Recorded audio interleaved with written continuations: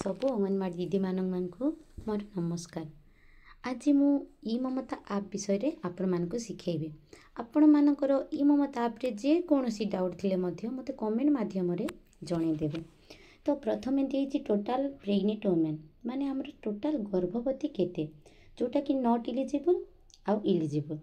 ଆଉ ସେକେଣ୍ଡ ଦେଇଛି ରେଜିଷ୍ଟର୍ଡ଼ ମମତା ବେନିଫିସିଆରୀ, ମାନେ ତୁମର ମମତା ପଇସା କେଉଁ ହିତାଧିକାରୀ ମାନେ ପାଇବା ପାଇଁ ଯୋଗ୍ୟ ସେଇଟା ଏଇଠି ଦେଖାଯିବ। ତାପରେ ଡ୍ୟୁ ଫାଷ୍ଟ ଇନଷ୍ଟଲମେଣ୍ଟ, ମାନେ ପ୍ରଥମ କିସ୍ତି କେଉଁମାନେ ପାଇଛନ୍ତି, ଦେଖନ୍ତୁ ମୋର 8 ଜଣ ପାଇଛନ୍ତି, 8 ଜଣ ଅଛି। ସେକେଣ୍ଡ ଡ୍ୟୁ ଇନଷ୍ଟଲମେଣ୍ଟ ମୋର ଜଣେ ପାଇଛନ୍ତି, ଜଣେ ଅଛି, ମାନେ ଯେଉଁଟାକି ସେକେଣ୍ଡ କିସ୍ତି। ତ ତାପରେ ମୁଁ ଆପଣମାନଙ୍କୁ ଶିଖେଇବି ଏଇ ଯେଉଁ 3ଟା ଗାର ଦେଇଛି ସେଇଠି ସବୁ କିଛି ଆପଣମାନେ ଶିଖିଯିବେ। ତ ପ୍ରଥମେ ଆମେ ଏଇ 3ଟା ଗାରକୁ ଟଚ୍ କଲା ପରେ ଆପଣମାନେ କ'ଣ କରିବେ, ଯଦି ଡ୍ୟାସବୋର୍ଡ଼, ମାନେ ଡ୍ୟାସବୋର୍ଡ଼ ଯେଉଁ କେଉଁଟା, ଯେଉଁଟାକି ଫ୍ରଣ୍ଟ ପେଜ୍ଟା ଯେଉଁଠିକି ମୁଁ ଅଛି ସେଇଟା ଡ୍ୟାସବୋର୍ଡ଼। ଆଉ ଯଦି ନୂଆ ଗର୍ଭବତୀ ଆପଣ ରେଜିଷ୍ଟର କରିବାକୁ ଚାହୁଁଛନ୍ତି ତ ଏଇଠି ସେକେଣ୍ଡ ଠାରେ ଦେଇଛି ଆଡ୍ ପ୍ରେଗନେଣ୍ଟ ଓମେନ୍, ସେଇଠି ଟଚ୍ କଲେ ଆପଣମାନେ ସବୁକିଛି ଆସିଯିବ, ସେଇ ଅନୁସାରେ ଦେଇଦେବେ। ଯଦି ଆପଣଙ୍କୁ ଡାଉଟ୍ ଅଛି କେମିତି ମମତା ଆପ୍ରେ ଚଢ଼େଇବୁ ଶିଖାନ୍ତୁ କହିଲେ ମୁଁ ଆପଣମାନଙ୍କୁ ଶିଖେଇଦେବି। ଆଉ ଏଇଟା ତ ସମସ୍ତେ ଜାଣିଥିବେ ବୋଲି ମୁଁ ଭାବୁଛି। ତାପରେ ପୁଣି ମୁଁ ସେଇ କ'ଣ ଟ୍ରିପଲ୍ ଗାରକୁ ଟଚ୍ କଲି। ତାପରେ କ'ଣ ଦେଲା, ବେନିଫିସିଆରୀ ଲିଷ୍ଟ କେଉଁଟା, ଯେଉଁଟାକି ମୋର ଅଛି ସାମୀ ମାଝୀ ହେଲା। ଏଇଠି ମେନ୍ ଜିନିଷ ଜାଣିବାର ଅଛି, ଯଦି ଆପଣଙ୍କର ସବୁ କିଛି ଜାଣିବାର ଅଛି, ମାନେ ମୋର ଗର୍ଭବତୀ ପେଣ୍ଡିଂ କେତେଟା ଆପ୍ରୁଭ୍ କରାଯାଇଛି, କେତେଟା ରିଭୋଟେଡ଼୍ ହେଇଛି, କେତେଟା ରିଜେକ୍ଟେଡ଼୍ ହେଇଛି, ସେଇଟା ଯଦି ଜାଣିବେ କିପରି ଜାଣିବେ, ଆପଣ ଏଇଠି ଦେଖନ୍ତୁ ଗୋଟେ କାହାଳି ଚିହ୍ନ ଦେଇଛି ଉପରେ, ଏଇ କାହାଳି ଚିହ୍ନକୁ ଟଚ୍ କରିବେ।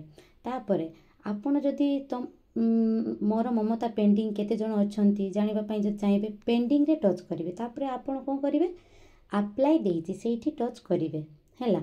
ମୋର ପେଣ୍ଡିଂରେ ଜଣେ ଅଛନ୍ତି ସାମୀ ମାଝୀ, ସେଇଥିପାଇଁ ତାଙ୍କର ଦେଖେଇଲା। ତାପରେ ଆପଣ କ'ଣ କରିବେ, ପୁଣି ସେଇ କାହାଳି ଚିହ୍ନରେ ଟଚ୍ କରିବେ। ଟଚ୍ କଲା ପରେ ଆପ୍ରୁଭ୍ ଆସିଲା, ଆପ୍ରୁଭ୍ରେ କ'ଣ କରିବେ ଆପଣମାନେ, ସେଇଠି ପୁଣି ସେଇ ଆପ୍ରୁଭ୍ରେ ଟଚ୍ କରିବେ। ଆପ୍ରୁଭ୍ରେ ଟଚ୍ କଲା ପରେ କ'ଣ କରିବେ, ଆପ୍ଲାଏ ମାରିବେ।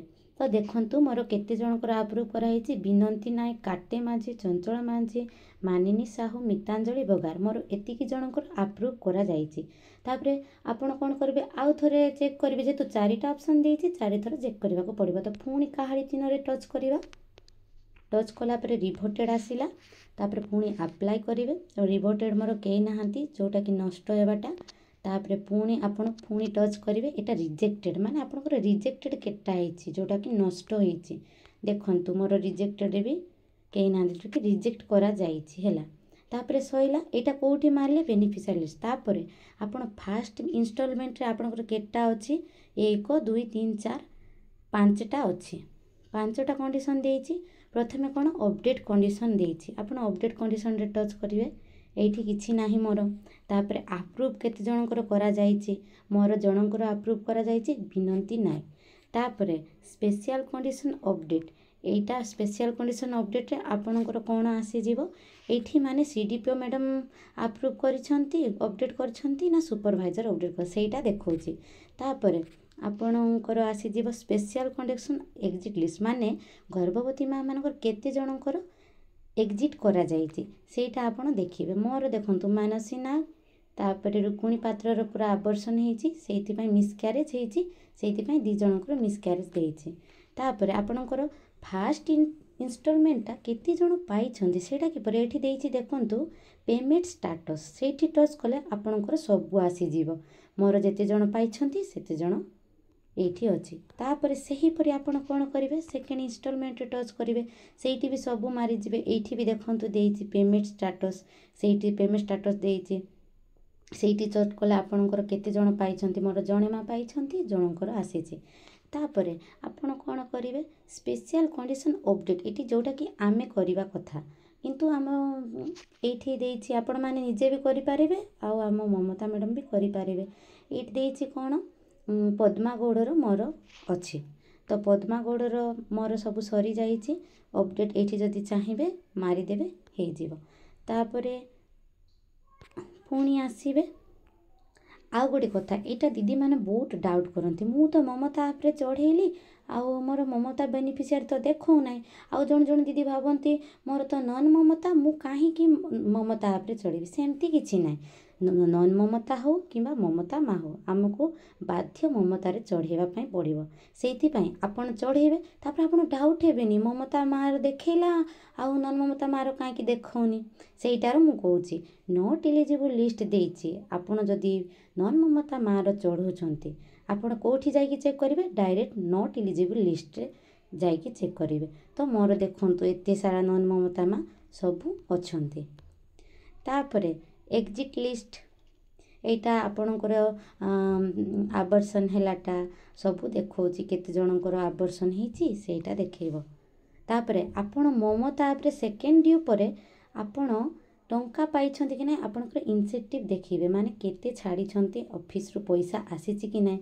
ଯଦି ସେକେଣ୍ଡ ଡ୍ୟୁ ସରିଲା, ମା' ପଇସା ପାଇସାରିଲାଣି, ଆମର ଇନସେଣ୍ଟିଭ୍ ଯେଉଁ 100 ଟଙ୍କା 200 ଟଙ୍କା ଦିଆ ହୁଏ, ହେଲ୍ପରକୁ 100 ୱାର୍କରକୁ 200, ସେଇଟା ଆସିଛି କି ନାହିଁ କିପରି ଦେଖିବେ? ଆପଣ କ'ଣ କରିବେ?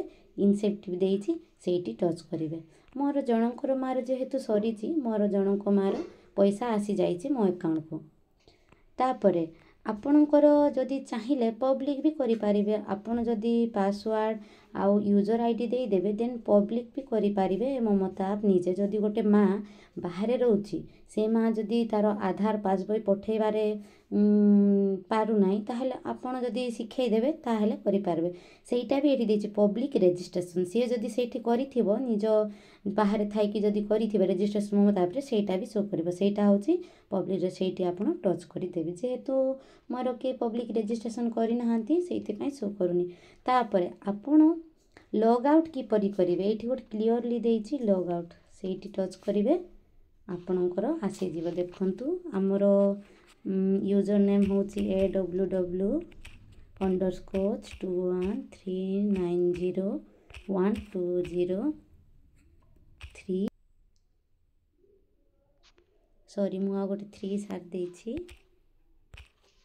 ହଁ, ଆପଣଙ୍କର ଏବେ ହେଇଯିବ। ଆପଣଙ୍କ ନିଜ ନିଜର ୟୁଜର୍ ଆଇ ଡ଼ି ଆଉ ପାସୱାର୍ଡ଼ ଦେଇଥିବେ, ଆପଣ ସେଇ ହିସାବରେ କରିବେ।